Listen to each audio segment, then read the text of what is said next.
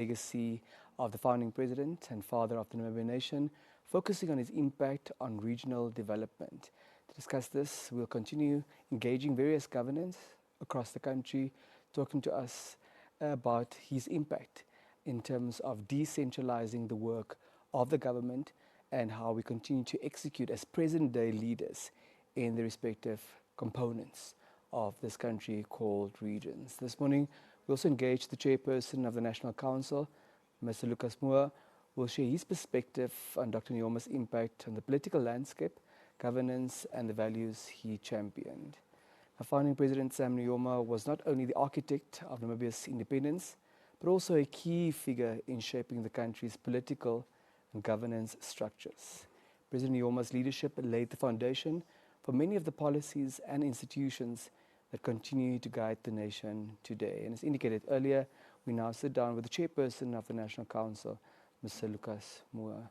Greetings, sir, and thank you so much for making time for this special tribute broadcast where we pay homage to the life and legacy of Namibia's founding president and father of the Namibian nation. Thank you so much, Mr. Isaac, for Gisting, yes, for the opportunity. Greetings to you as well, and greeting to the entire nation. First, I would like to present my heartfelt condolence to the widow, to the entire family, particularly the children, the grandchildren, or left behind by our president. And this is done on behalf of National Council. Equally so, it is done on behalf of the Muha family. It is true that President Nujoma left us. It is true that though he left us, his legacy will be remembered forever. Namibia is Namibia today because of President Nujoma. Somebody may argue saying that Namibia has been in existence even before 1990. Yes, it is true. However, Namibia before 1990 cannot be compared to Namibia after 1990. Which are the key changes, and to what extent do you attribute those changes to the late founding president, Mr. Muha? First, I would concentrate on the political landscape. You may recall that before 1990, this country was in the hands of the Germans. And for full 30 years that this country has been under the German colonial regime, decisions, resolutions, laws were made in German and to be imposed here in Namibia. And for the good 69 years that this country has been in the hands of South Africa, decisions, laws were made in South Africa and implemented in Namibia without the input from the Namibians themselves. That means that the two colonizers had no interest in creating institutions that would be responsible for making laws for the Namibian people. That also means that the colonizers did not have the interest to empower the Namibian people to rule and to govern themselves. It is because of that. That's why President Nujoma, together with others, of course, decided to come up with an idea that they themselves believed in. They believed that, and he himself more particularly, believed that everything that happens on Earth or on this planet Earth, it happens, if not through natural cause, it happens because of an idea. And they truly believed that an idea that they had, that Namibia, though it looked to be impossible, that Namibia will one day be free, is now seen today. And they be held to that idea, and they made sure that this idea should one day be seen practical. Thank you. I want to take you to the intention that you just mentioned, to empower Namibians to govern themselves. Part of it relates to decentralizing power from the Namibian capital to the people across the length and breadth of this republic. How instrumental was Dr. Nujoma in the concept of decentralization, and to what extent do we see the fruits of that project in 2025? You are definitely right. You may recall that before 1990, the government system was that of a federal system, where government, yes, was felt in the regions, more particularly during the time of South African colonial regime, was felt in the regions, but the difference here is that it was established based on ethics. Kavango regeren, Ovambo regeren. Ethnicity. Ethnicity. But then, immediately after 1990, Nujoma, in fact, even before that, President Nujoma knew that one cannot govern a country if there is no constitution. And this is the reason why an advocacy from his side was for Namibia to have its own constitution. And that supreme law of the land this past Sunday law of the land turned 35 years old. Yes. One of the key provisions, Mr. Muha, in the supreme law of the land relates to the doctrine of separation of powers. Yes. And inter alia, that resulted in the establishment of not one house, but a bicameral system, which we enjoy in this country, comprising National Assembly and National Council. Yes. What is your take on the impact that Dr. Nujoma has had on the implementation of the bicameral system, number one, but specifically on the second house, being the National Council that you are leading? You are right. Before I get there, I wanted to lead you how this constitution that he advocated for has given birth to the separation of power, where now we have this country as a state sitting on the three pillars referred to as organ of state. We have the executive, we have the legislature, we have the judiciary. Now, immediately after the constitution was adopted, National Council was not in existence by then. Through the good leadership of Dr. Sam Nujoma, whose death we are mourning today, he again coined an idea, abstracting it from the existing constitution, saying, number one, we need a bicameral system where a parliament has to sit on two pillars, the assembly and the council. But for us to establish the council, we have, number one, to establish the regional councils. It is the regional councils that will then, through the process,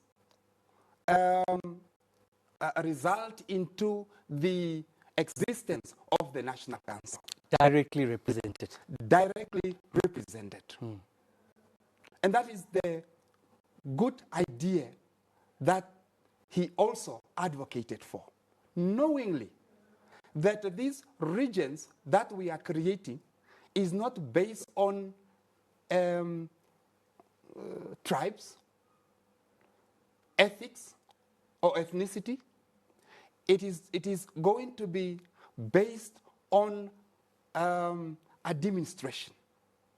Have we successfully accomplished that particular objective? So far, we are doing well. I shouldn't say that I may not say that we have accomplished it totally, but so far we are doing well.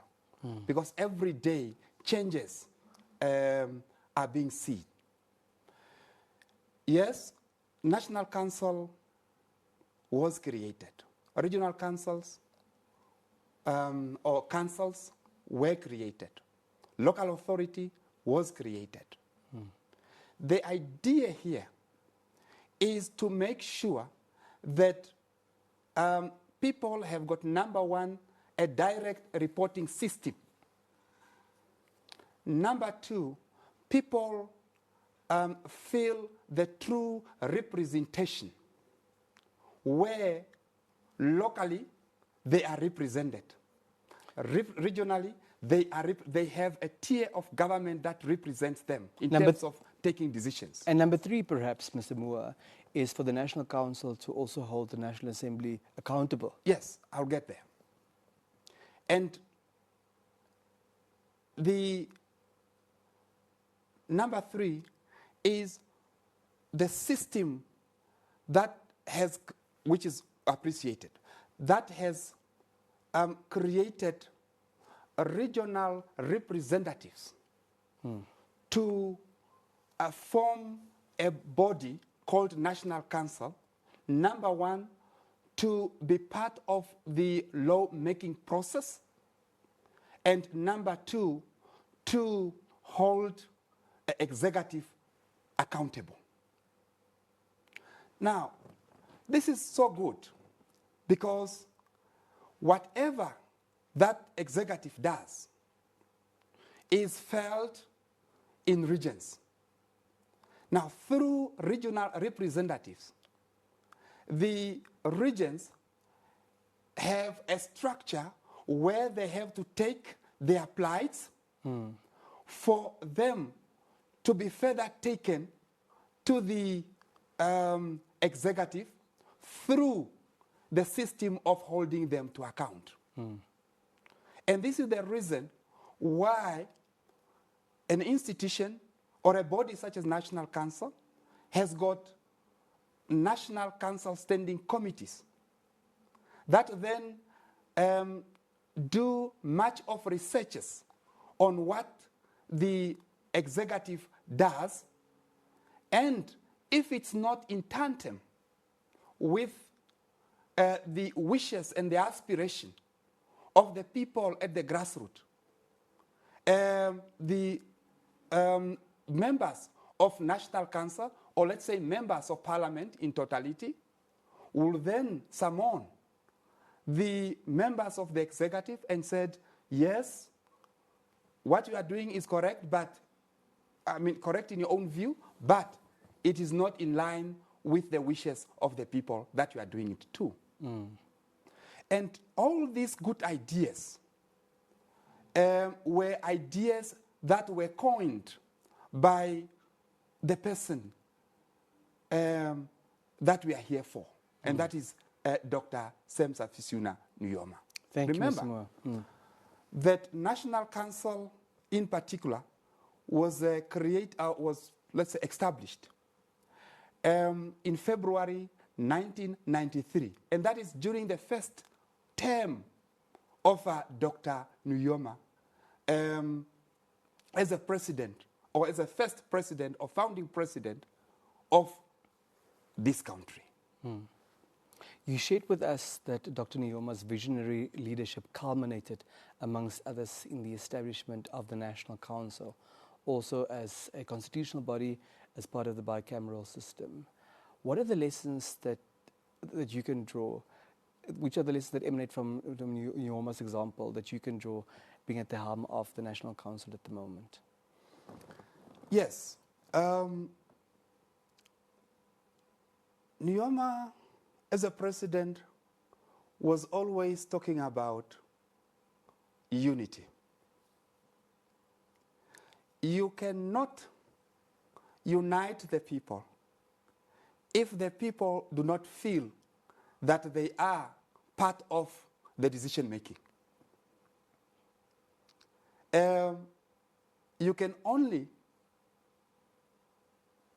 talk about unity if everybody feels that, okay, before that decision was taken, I was consulted. And the creation of National Council, being a law-making body, is, in one word, to fulfill such a dream of a representation, of a unity. At the same time, a country such as this one is a country that advocates accountability and say no to corruption, which was the word that he at all times evangelized. Now, having created National Council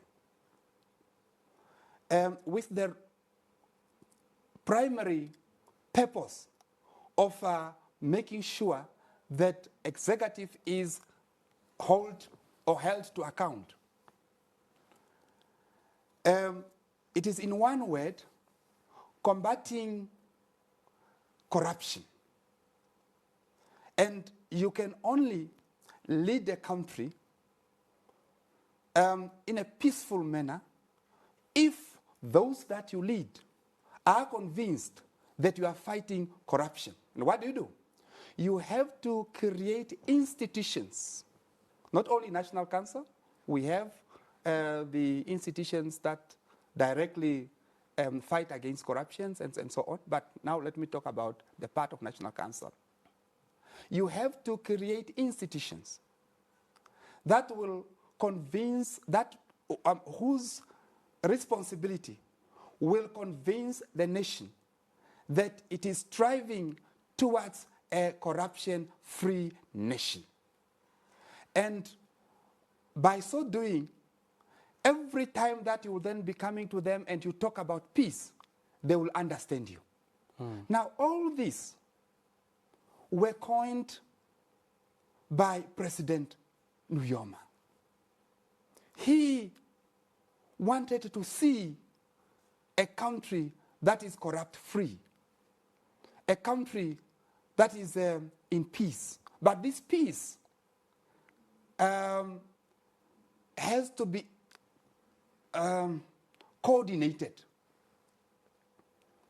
It has to be coordinated in such a way that we have to create a system that will avoid all the nasty, for a lack of a better word, the nasty activities in the country. And by so doing, everybody will now feel, yes, we are at peace, yes, we are enjoying. Because you cannot enjoy if your friend is eating more than yourself. And the eating more is not legally. So it's not legal. It is perhaps something that is done dubiously, you will not feel that peace. And this is what President Nujoma has done to this country. I should also mention to you that the fact that he, during the 30 years of struggle, he did much of a benchmark with other political leaders, most especially those who are today regarded as liberators of different countries.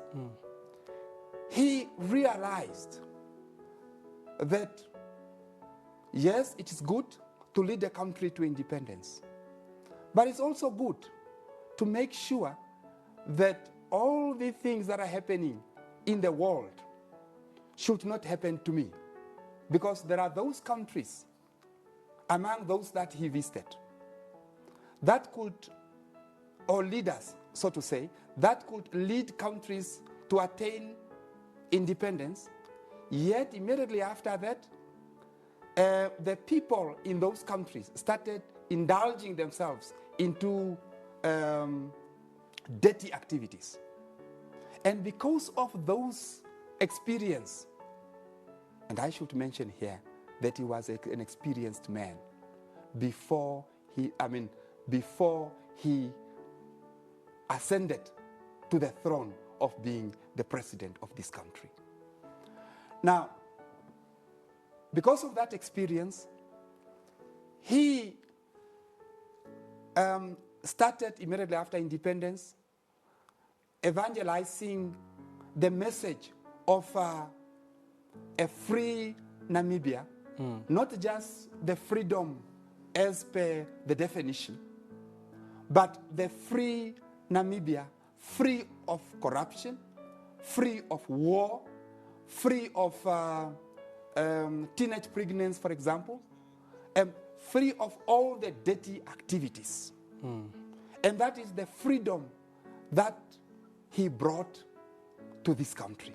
Are we doing our part to honor his vision for this country as far as corruption is concerned? Yes, an attempts were done. Number one, by creating institutions in order to fight corruptions, and we are doing fairly well. Number two, creating laws that do not discriminate. If somebody who sometimes, for a lack of a better word, referred to as an ordinary person, commit a crime, that person is prosecuted. That person is left in the hands of the law. Now, somebody like me, if I commit a crime, there is nothing exceptional. There is nothing that bars the law from prosecuting me. That alone tells you that making a law that does not discriminate, we are doing perfectly well. Thank you, Mr. Muha. Now, as we continue to mourn the death and celebrate the life of founding president and the father of the Namibian nation, Dr. Shafiishuna Nujoma, do you perhaps have a message for your fellow Namibians this morning? Yes. Number one, it's to the youth. Nujoma has done his part.